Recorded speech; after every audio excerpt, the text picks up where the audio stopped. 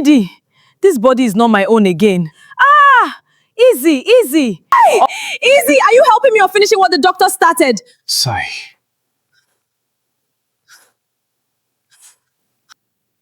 This pole understands me more than anybody. I wanted an hourglass figure. Now even turning like a wall clock is impossible. No! Whoever invents cosmetic surgery should come and carry me to the bathroom. I was chasing beauty. Now I'm negotiating with gravity.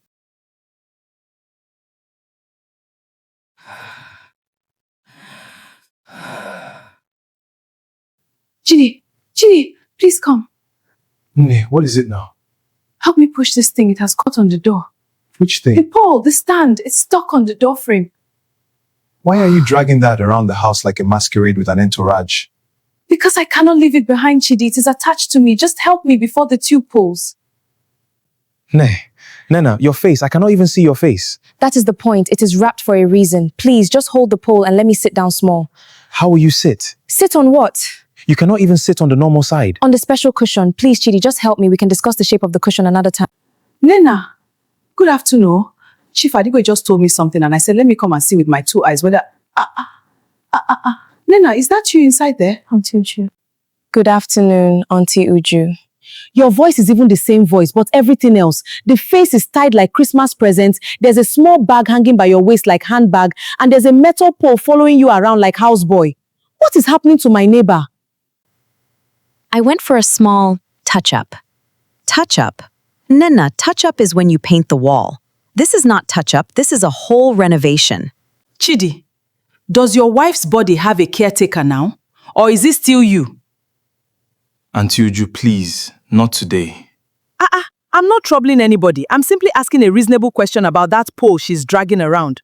Is it part of the marriage now, or did it come as a free gift with the surgery? Auntie, please.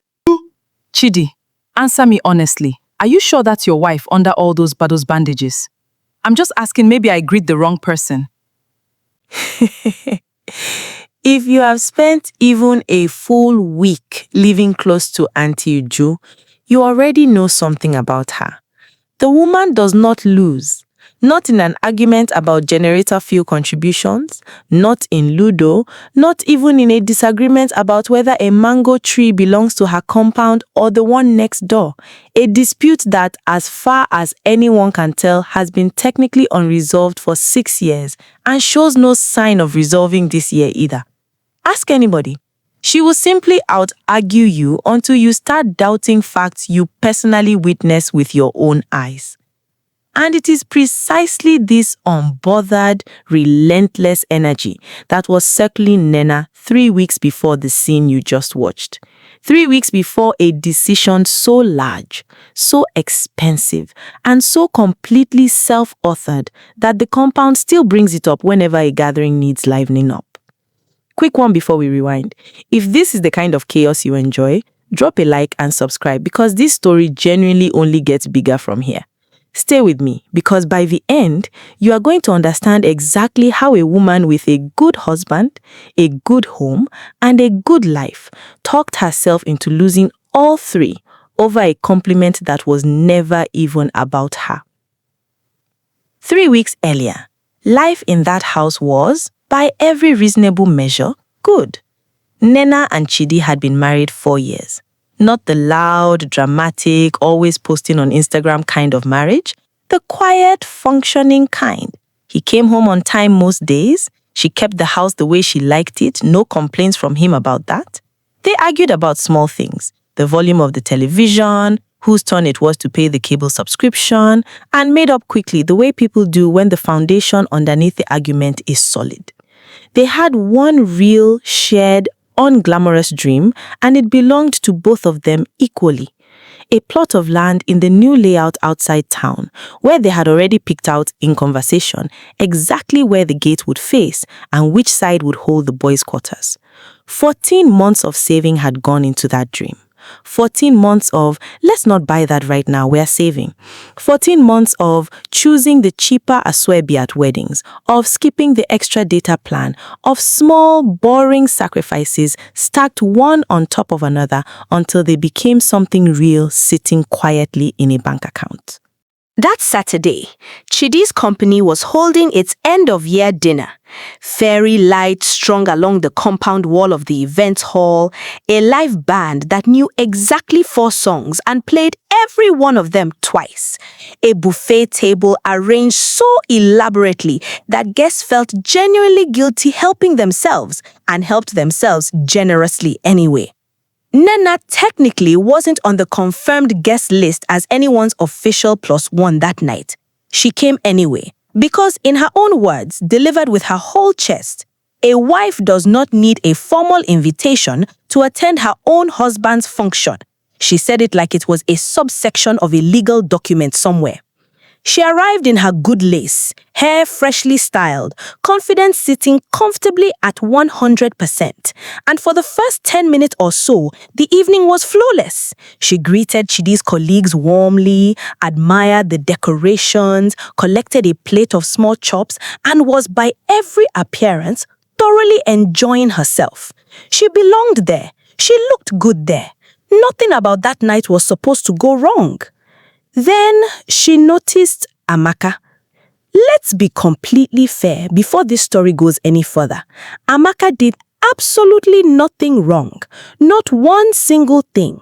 She was simply being Amaka, friendly with the event photographer, friendly with the new graduate trainee who looked lost near the drinks table, friendly with practically every human being within earshot, because that is simply her personality, the kind of person who makes total strangers feel like old friends within 90 seconds. She was not flirting with Chidi. She wasn't even standing particularly close to him when it happened. But 2 things occurred almost simultaneously, close enough together they might as well have been rehearsed, and together they would reroute the next 3 weeks of Nena's entire life. 1. She overheard a man nearby holding a bottle of malt say appreciatively to no one in particular, this Amaka, God don't do her well, body and face. 2. Almost at the same moment, she watched Chidi throw his head back and laugh genuinely, fully at something Amaka had just said. That was the entire incident. A stranger's compliment aimed at nobody and a laugh that lasted maybe 3 seconds. But somewhere deep in Nena, in the control room where every insecurity she has ever owned keeps its office, an alarm began ringing loud enough to trip every circuit she had. She nearly swallowed a chin-chin whole, coughed hard enough that a waiter rushed over with water, asking if Madame was all right, while she, mid-cough, still somehow kept one eye locked on Amaka like a security camera on a slow pan. She said nothing at the party itself. She smiled. She greeted Amaka with a warmth so exaggerated that it should have set off alarms of its own. The calm of a cat right before it destroys an entire couch. But the moment she and Chidi settled into the car afterwards, the unfiltered Nena arrived. Chidi, who exactly is this Amaka to you? She's on my team at work in there. Why? Because of the way people were looking at her tonight and the way you were laughing. Everybody was laughing, ne? It was a joke about the DJ. So, you are telling me I imagined the whole thing? Chidi opened his mouth, closed it, opened it again, like a man discovering the checkpoint had rules nobody warned him about. He decided the safest move was to face the road and drive. Both hands on the wheel like a man trying to survive an unexpected stop with expired particulars. That night, sleep did not visit Nena. She lay staring at the ceiling fan, running calculations only she understood, measuring herself against a woman she had exchanged maybe 2 sentences with the entire evening. By sunrise, she had built, brick by imaginary brick, an entire conspiracy with motive, timeline, and a long list of signs she now was certain she had somehow missed for months. This is where it's worth pausing the story to say something plainly, because it matters for everything that follows. Nena was not a foolish woman. She was not, by nature, an insecure or dramatic person. Ask anybody in that compound and they will tell you she was, up until that night, one of the calmest wives around. Rarely raised her voice, rarely got involved in the gossip that everybody else seemed to thrive on. But insecurity does not require a foolish person to take root. It only requires one small unguarded moment and a mind willing to fill silence with the worst possible story. That is all it ever needs. If you've ever felt that exact alarm go off in your chest over nothing, a laugh that lasted 3 seconds, a compliment that wasn't even about you, you already know exactly where the story is going. Watch how fast it escalates from here. And so began what the compound would later call, quietly behind raised eyebrows, Nena's one-woman war. A war with exactly one active combatant and an opposing side that had no idea a war existed. It started small, the way these things always do. Nena began standing differently, chin up, shoulders back, a little extra sway added to her walk every time she passed Chidi, like she was auditioning for a music video only she could hear the beat to. Chidi, for his part, was simply trying to eat his akara in peace, entirely unaware a competition had been announced, entries had closed, and he'd been unanimously appointed sole judge without ever agreeing to serve. Then came the waist trainer, worn under her clothes even to the market, cinched so tight one afternoon that she had to excuse herself from a conversation with the tomato seller to go breathe properly behind a parked bus. Then the ankle weights during evening walks, worn with such seriousness that small Emeka, the compound's most observant 8-year-old, asked if she was training to run away from something. Then, memorably, a home workout video she followed so aggressively in the parlor one evening that she knocked over a side stool, sent a remote control flying across the room, and startled the neighbor's cat clean off the fence outside. Chidi looked up slowly from his phone, took in his wife mid-squat, sweating, determined, and asked with the caution of a man approaching a strange dog, "Are you okay?" "Perfectly," she replied, breathing hard, continuing the squats with the focus of an Olympic athlete 2 weeks from qualifying. He said nothing else. What was there to say?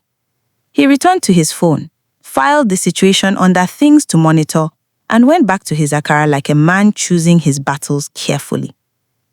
The days rolled on, and the questions escalated in frequency and creative difficulty. Nena developed what could only be described as an honorary doctorate in impossible questions. Questions with no safe answer, no correct response, and absolutely no exit. Her personal favorite, deployed at maximum unpredictability, was, "Between me and Amaka, whose body is better shaped?" She asked this once at dinner, once in the middle of a film, pausing it specifically to ask, then unpausing like nothing had happened. And most memorably, once while Chidi was mid-shave, razor in hand, one cheek still lathered, utterly unable to answer without risking his own jugular. There is generally no correct answer to that question, and Chidi tested every possible response like a man conducting an experiment on his own marriage. Say Nena's, wrong, because now she wants to know why he even needed a comparison to reach the obvious answer. Say he hasn't noticed, somehow more wrong apparently, because now he's lying about being observant. He tried, "You're both lovely in different ways," which was diplomatic and therefore the most suspicious answer of all. He tried silence. Catastrophic. He tried pretending he hadn't had the question. She simply repeated it, louder, closer, directly in his eyeline, until there was no room left to hide in. There was, "If Amaka and I were both drowning, who would you save first?" A question Chidi answered in a rare moment of tactical brilliance with, "Neither. I would call for help. I'm not a strong swimmer," which somehow satisfied nobody, but also ended nothing. There was, "If I stayed exactly the same and Amaka kept improving herself, would you still find me attractive?" A question layered with so many traps that Chidi simply excused himself to check something in the kitchen and did not return for 11 minutes. And there was the grand finale, delivered completely out of nowhere, On an ordinary Wednesday evening while they watched television, be honest, on a scale of 1 to Amaka, how attracted are you to me? Chidi turned the television off entirely, looked at his wife, and said calmly, I genuinely do not understand this examination you have created, and I would like to formally opt out of it before retreating to the bedroom, defeated but alive. One evening, Auntie Uju caught Nena practicing a slow, confident walk up and down the compound corridor, a rolled wrapper stuffed cleverly under her house dress, testing out a shape she was clearly hoping to make permanent. Nena, what exactly are you doing? Just stretching, new exercise, very effective for the core. Auntie Uju did not believe a single syllable of that sentence, but being exactly who she is, she filed the information away for later, more strategic deployment, a promise she would gloriously honor within the week with considerable embellishment. There was also the incident at her cousin's traditional wedding rehearsal, held about 10 days before everything came to a head, back when Nena was still deep in her waist trainer phase. She saw the rehearsal as the perfect opportunity to remind Chidi, in front of witnesses, exactly who the real showstopper was in his life. She practiced her walk for 2 full days in the bedroom mirror, complete with a hand-on-hip pose copied from a music video. When the night came, she strutted across that rented hall like she was walking a runway in Paris rather than attending a family rehearsal with plastic chairs, and mid-strut misjudged a small step near the DJ stand badly enough that she stumbled hard, catching herself on a table just in time. Chidi, standing nearby with a cup of zobo, had to bite the inside of his cheek to keep from laughing, which of course only annoyed her further. You saw me almost fall and you didn't move, she said later that night. You told me this morning not to touch me while you were modeling, he reminded her. There was no winning that argument either, and he wisely didn't attempt it. Then there was the family WhatsApp group incident. In a moment of what she believed was pure strategic genius, Nena posted a photo of herself in a fitted outfit to the extended family group, captioned simply, "Confidence is a whole personality," fishing quite obviously for a specific public, permanently in writing form of admiration from Chidi. What she got instead was her uncle Paulinus, a man known across several states for having absolutely zero filter, replying, "Nice picture. Is this the one that is still saving for the land, or una don't buy am already?" The entire group chat exploded into question marks and laughing emojis. Nobody more confused than Chidi himself, who genuinely had no idea what his wife had done and simply typed, "Lol, what land issue?" A message that aged spectacularly badly in hindsight. By now, Nena was exhausted, both from the exercise and from the performance of it. And worse, nothing had actually changed. Chidi still treated her exactly the same way he always had. Warmly, casually, without a hint of the extra attention she was manufacturing all this effort to earn. In her mind, this only proved she wasn't doing enough yet. It never once occurred to her that the reason nothing had changed was that from Chidi's side, nothing had ever actually been wrong. This is where things shifted from mildly exhausting to something far more dangerous. Nena had a friend, Ifeoma, who she'd known since secondary school and who she called one evening simply to vent. The kind of call where you already know what you want to hear and you're just waiting for your friend to say it back to you. Ifeoma, I'm telling you, this waist trainer is not doing anything. I have been sweating for 2 weeks. Nothing. So you evade. Chidi doesn't even know anything is wrong. Are you sure this Amaka woman even knows your name? That's not the point. I think that is exactly the point, Nena. But Nena, alone with her thoughts a few nights later, arrived at a different conclusion entirely. One delivered to herself with the unshakable confidence of a Supreme Court judge reading a unanimous verdict. Exercise wasn't fast enough.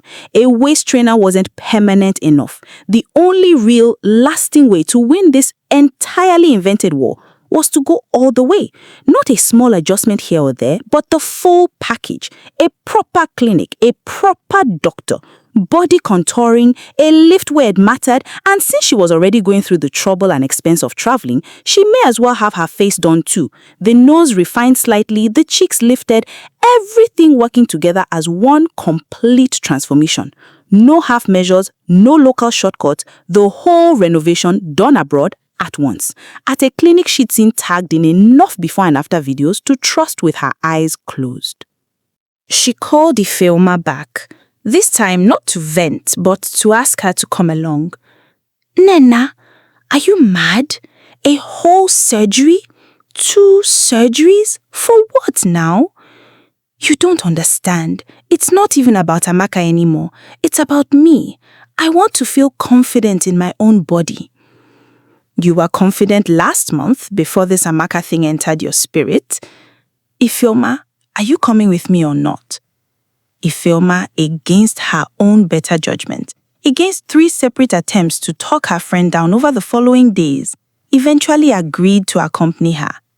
Not because she believed in the plan, but because she knew Nena well enough to know that if she refused, she would simply go alone, and at least this way, somebody who cared about her would be there.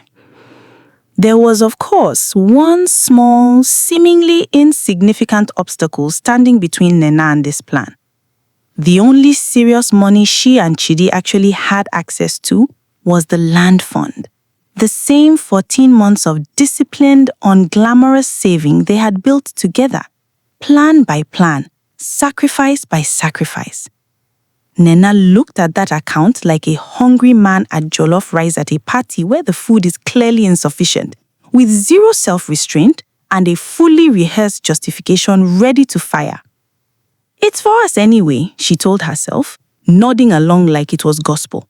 A confident wife is an investment in the home. The logic made perfect watertight sense to her and absolutely none to anyone else currently alive, including when she finally admitted the full plan to her, Ifeoma. Nena, this is Chidi's money too.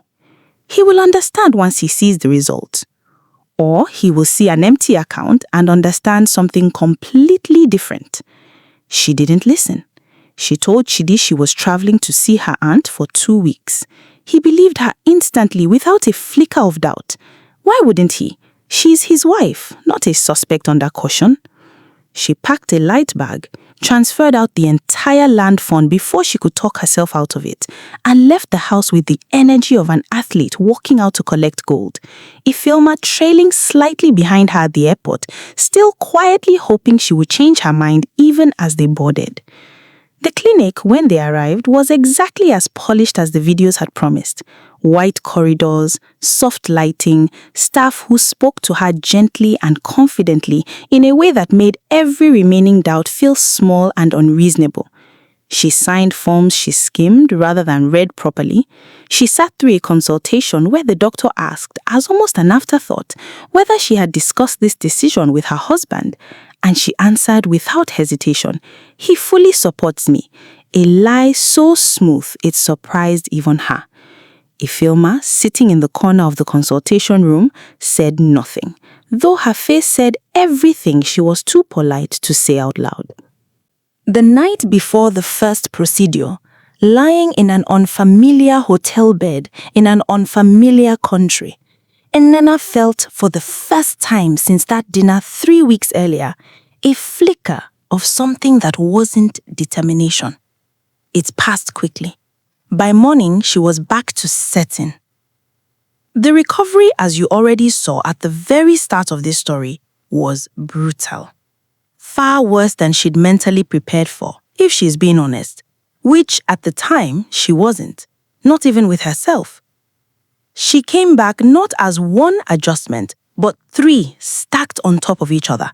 A compression garment fitted so snugly under her clothes that getting dressed became a 20-minute operation, requiring patience, deep breathing, and occasionally Chidi's assistance, which she requested and then immediately regretted requesting because he pulled the zip the way one pulls a stubborn Okada out of mud, determined but with absolutely no finesse. A small drain tucked discreetly at her side and clipped to the garment needed to be checked and occasionally emptied, a task Chidi performed the very first time with his face turned almost entirely away, arm extended at full length like a man diffusing something. And her face, swollen, delicate, still healing from its own set of adjustments, stayed wrapped for the first several days, only her eyes and mouth left uncovered, giving her, in Auntie Uju's words, the look of a woman who came second in a boxing match she did not agree to enter. For the first 2 days at home, she needed the drip pole simply to keep from feeling faint whenever she stood too quickly. And rather than leave it behind for a few steps to the kitchen or the bathroom, she simply wheeled it along with her everywhere, the small bag on top swinging gently, the wheels squeaking their way across the parlor tiles like an announcement of her arrival before she ever appeared in a doorway. Sitting was its own separate crisis entirely. Ordinary chairs were declared enemy territory. She required the padded ring cushion, carried from room to room like a small throne, set down with ceremony before she would attempt to lower herself onto it, one hand gripping the chair arm, the other extended for balance, breath held the entire way down. The compound children, being compound children, creatures with zero social filter and unlimited free time, could not stop staring. Small Emeka walked straight up to her one afternoon in the corridor and asked with the innocent brutality only a child can wield, "Auntie Nena, why you dey carry pole waka like say you dey push shopping cart for market?" Nena did not have a response that would get her reported to his mother, so she simply, slowly, painfully wheeled herself away, dignity mostly intact, one careful step at a time. Auntie Uju naturally had by this point graduated from mild suspicion to full-blown documentary narrator mode, complete with dramatic pauses and hand gestures for emphasis. By the time the story had passed through 4 or 5 more neighbors, each adding a flourish of their own, it had transformed almost unrecognizably from Nena went for a body and face procedure into Nena traveled abroad and came back as an entirely different woman, assembled by foreign doctors at a cost that could reportedly purchase a small building, the estimate growing more astronomical with every retelling. And then, of course, there was Chief Adigwe, the landlord, a man with what can only be described as supernaturally terrible timing. Timing so precise, it borders on the spiritual.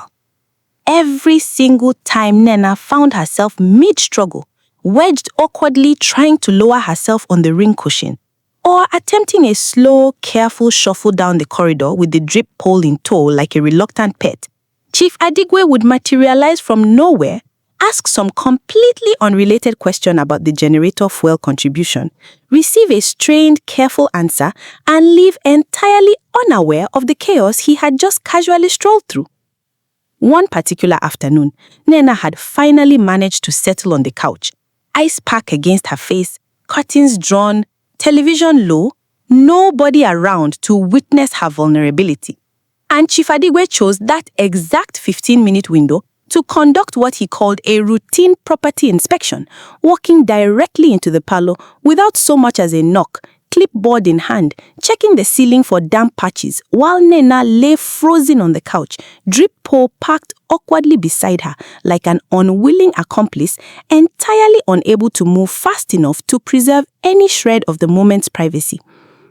He made a note on his clipboard, said the ceiling looked fine, and left. Nena stared at that ceiling for a long time afterward, wondering exactly what she had done in a past life to deserve this particular landlord. On the 5th day, she made the tactical error of sneezing while standing.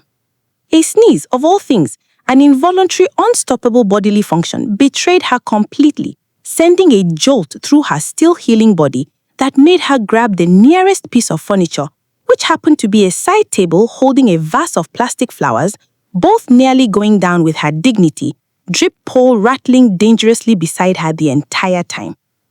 Chidi, hearing the commotion from the next room, rushed in expecting an emergency, only to find his wife frozen mid-recovery, one hand on the wobbling table, the other pressed carefully against her side near the drain, muttering something about why God allowed sneezing to be this violent. When Chidi finally came home properly, and Nena, despite the pain, despite everything her body was telling her, stood carefully, slowly, with the paw for support, fully expecting the reaction of a lifetime, jaw on the floor, speechless awe, maybe even a tear of pure appreciation. What she actually received instead was Chidi staring at her for a long bit. At the garment, at the wrapped face, at the paw, at the small bag swinging gently from its hook, then staring past her entirely around the room at nothing in particular, before very slowly, very carefully asking, "Ne, where is our land money?" Silence. The kind of silence that has real weight to it, that you can feel pressing down on your shoulders. "Chidi, I can explain.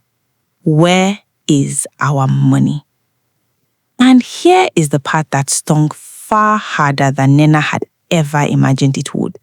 Chidi wasn't even really looking at her new shape or her healing face at all. He barely registered any of it as information worth holding on to. All he could see standing right there in the parlor was 14 months of quiet sacrifice, of shared plans for a compound they had already half built in conversation on lazy Sunday afternoons, sitting somewhere on a clinic invoice he hadn't even known existed until this exact second.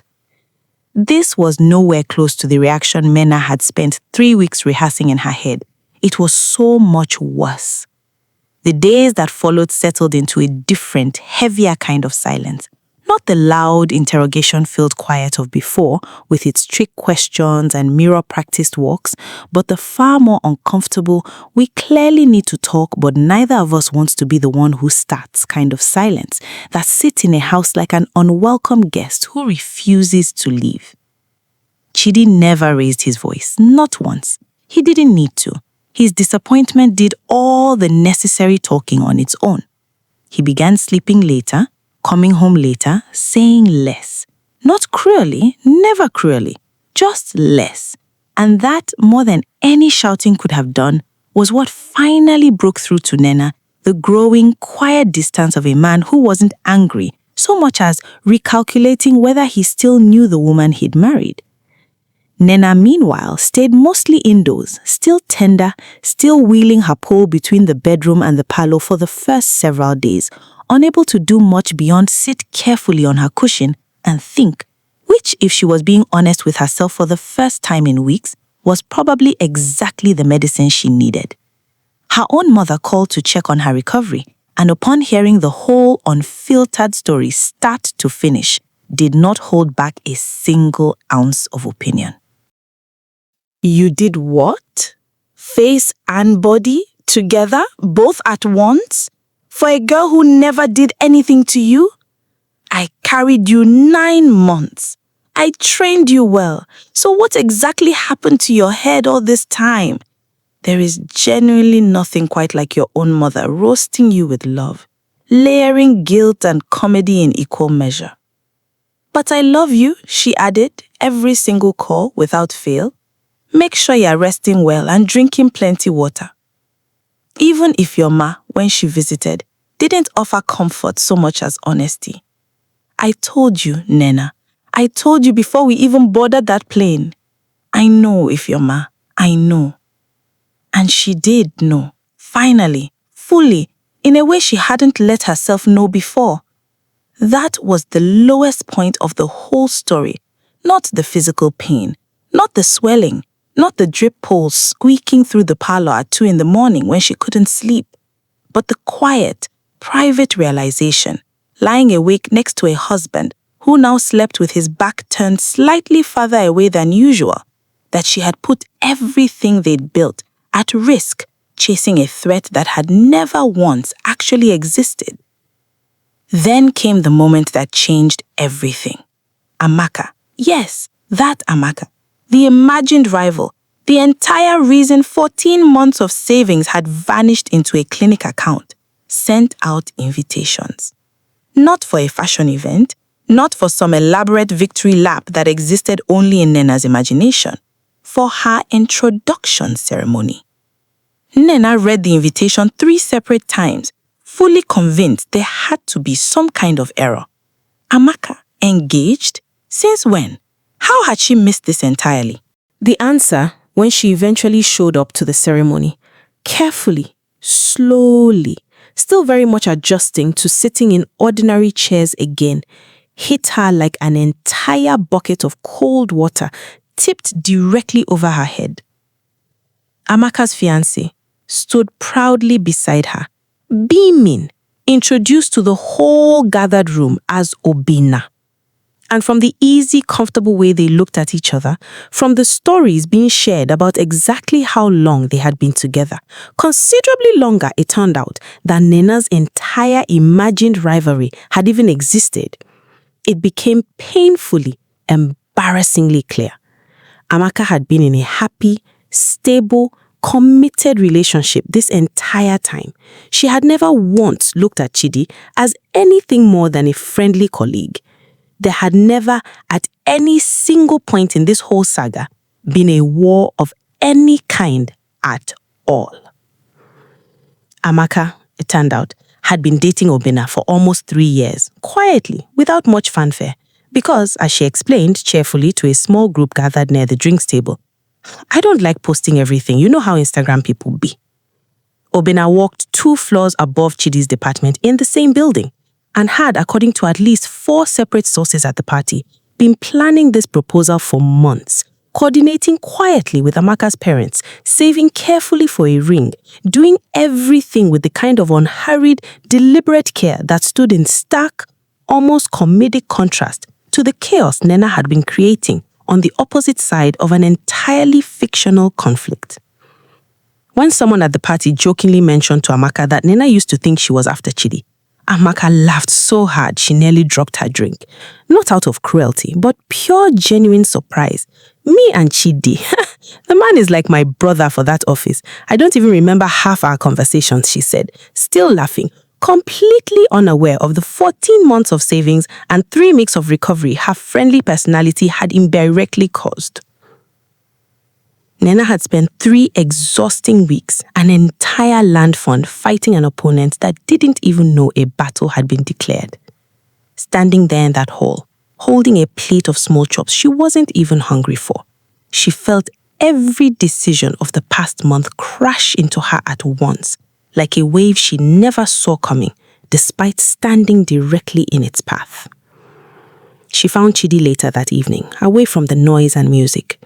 And for the very first time in weeks, she didn't try to win the conversation. She said, "I'm sorry." Just that. No performance behind it.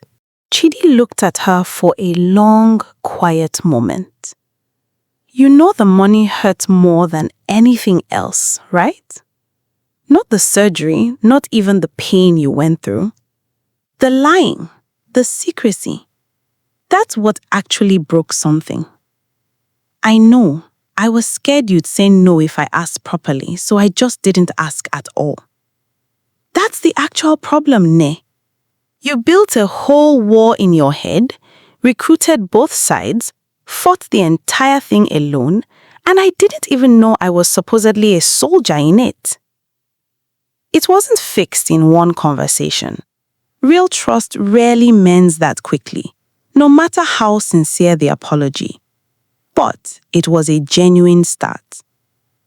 About a week later, once she could finally sit and move without any special arrangements, Nena decided the most mature, dignified thing she could do was formally apologize to Amaka.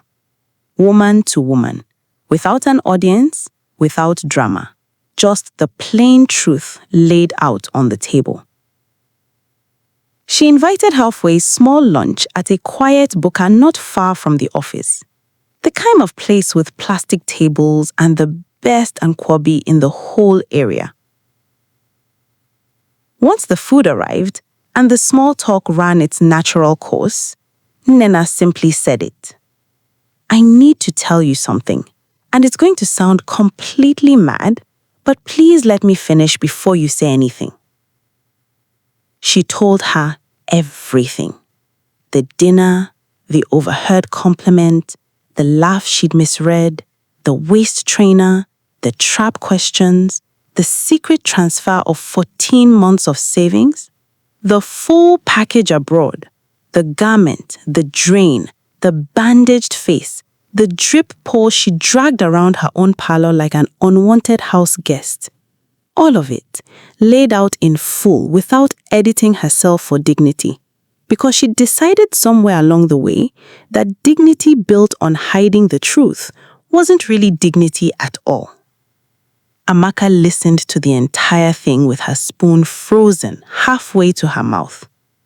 And when Nena finally finished, there was a long pause before Amaka burst into laughter so loud that 2 other tables turned to look. "You did all that because of me?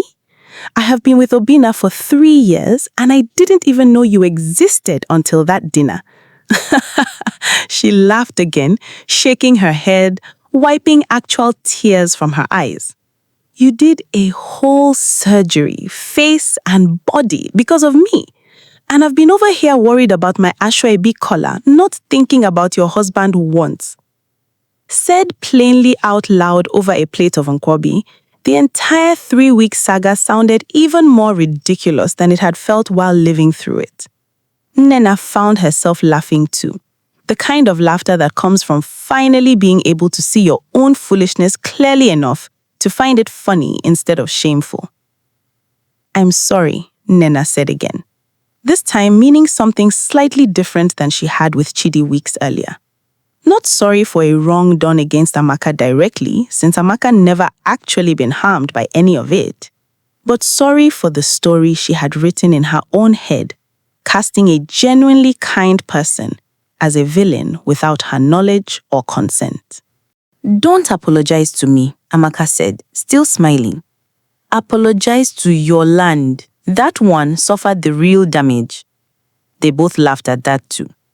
And from that lunch onward, an unlikely friendship began to grow between them, built on nothing more complicated than 2 women who could laugh honestly about an entirely avoidable disaster. In the weeks that followed, Nena and Chidi sat down together properly and began the slow work of rebuilding. Not just the land fund, though they restarted that too with a noticeably stricter budget and a shared spreadsheet Chidi insisted on personally monitoring after recent events, but the actual trust underneath it. The habit of asking direct questions instead of constructing entire imaginary answers in silence. It didn't happen in one grand gesture. It happened in small, repeated ones. Chidi telling her, unprompted, about his day, including the boring parts, the parts about which colleague said what in which meeting, so that Nena never again had to construct a full narrative out of second-hand compliments overheard at a party. Nena asking plainly, instead of setting traps, actual questions with actual answers, delivered without performance. The shared spreadsheet becoming somewhat unexpectedly a small ritual they both looked forward to, a Sunday evening habit of sitting together, checking their progress, adding a little more toward the plot of land that was once again slowly becoming real. Aunt Uju, to her credit, eventually ran out of new angles on the story and moved on to fresher compound gossip, though she still occasionally greeted Nena with a knowing look and the words, "How's the body?" just to keep the memory alive. Chief Adigwe continued showing up at objectively terrible moments for entirely unrelated reasons, because some patterns in the universe are simply permanent, immovable fixtures, impossible to change no matter how much a person recovers or grows. And Amaka, blissfully, permanently unaware of the entire saga she had unknowingly starred in, went on to marry Obina in a beautiful ceremony that Nena attended with genuine, uncomplicated joy. No waist trainer, no calculations, no imaginary scoreboard running quietly in the background. Nena kept one small reminder of the whole experience. Not the surgery itself, though that stayed too, in its own quiet way, no longer weaponized for a war that never existed, but a simple habit. Whenever a thought started spiraling, Whenever insecurity began constructing its familiar architecture of assumptions and imagined slights, she made herself stop and ask one question before doing anything else. Is this real, or is this just me, alone in my head, fighting a battle nobody else even knows is happening? More often than not lately, the honest answer was the second one. And more often than not lately, she chose to put the imaginary sword down before it ever left its sheath. Because in the end, that was always the real lesson buried underneath all the comedy. All the waist trainers, all the impossible trap questions, all the landlord interruptions and the drip pole squeaking about the corridor at odd hours. The best glow-up was never going to be found on an operating table. It was found in the much simpler, much cheaper, far less painful decision to speak honestly, ask directly, and trust that the people who love you were never actually keeping score in the first place. Which brings us back, in a way, to where this whole story started. Nena, wrapped and swollen and dragging a drip pole across her own parlor, calling out for Chidi's help. It's easy, hearing it the first time, to assume you're watching a beginning of a betrayal story, a side chick story, the kind where somebody gets exposed and somebody gets destroyed. But that was never actually the story. There was no side chick. There was no rival. There was only a woman standing at a party for 4 uneventful minutes, hearing one compliment that wasn't for her, watching one laugh that lasted 3 seconds, and deciding quietly, privately, without telling anyone, that this was enough evidence to burn down 14 months of shared sacrifice and rebuild it as a courtroom with herself as the only lawyer, the only judge, and the only witness for a case nobody else even knew was being tried. If Nena had simply turned to Chidi in the car and asked, plainly, "Who is Amaka to you?" none of it would have happened. No pole, no garment, no drain, no 14 months gone in a single transfer. It really was that simple the entire time, and it really was that avoidable the entire time. That's insecurity for you. It never wants a simple answer. It wants a full trial, complete with witnesses who never said anything incriminating and a verdict decided long before the case ever opened. Years from now, when people in that compound tell this story, and they will, because Unthinkable has already secured its permanent place in local legend, it won't be remembered as a story about a rivalry, because there never really was one. It will be remembered as the story about the time a good woman in a good marriage fought an entire war, complete with garments and drains and a squeaking drip pole against an opponent who was busy planning her own wedding the whole time, never once picking up a weapon, never once even realizing a battlefield existed. And somewhere in that ridiculous, expensive, deeply human mistake sits a lesson worth more than any amount of money spent trying to outrun it. The fights that hurt us most are so often the ones we invent ourselves. And the peace we're looking for was usually available all along, sitting quietly on the other side of one honest conversation we were simply too afraid to have. If you've ever built an entire war in your head over a compliment that wasn't even about you, you already know how this ends before it starts. Thank you for watching. If you enjoyed this story, please give it a thumbs up, subscribe to Inspired Folktales, and tap the notification bell so you never miss our next story. Join us again for another unforgettable story. Until next time, stay inspired.